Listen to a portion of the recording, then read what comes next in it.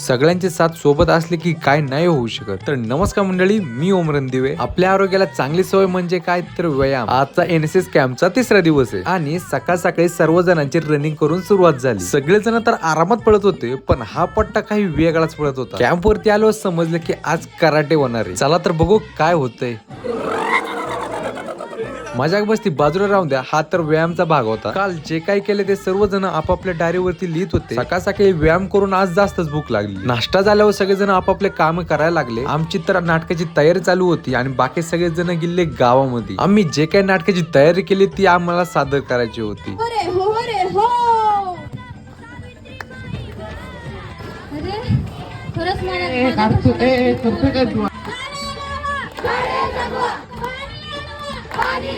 हा कार्यक्रम झाल्यावर आम्ही झाडे लावण्यासाठी निघालो आणि प्रत्येक ग्रुपला आपापली कामं वाटून दिली। त्यात माझ्या ग्रुपला पूल साफ करायचं काम भेटलं। ग्रुप मधले सगळेजण खूप समजूतदार होते। सोबत जे काही आम्ही झाडं आणलेली ती सगळे झाडं लावून घेतली। अजून एक दोन जागी साफसफाई करायची होती ते पण करून घेतलं। संध्याकाळ कधी होते प्रत्येक जण हाच विचार करतो। का तर समोर तुम्ही बघू शकता प्रत्येक जण आपापल्या ग्रुपला कसे जिंकवेल याचा प्रयत्न चालू होता। आता आमच्याच ग्रुपच्या मुलांनी काय माझ्यासाठी लिहिले ते एकदा बघा।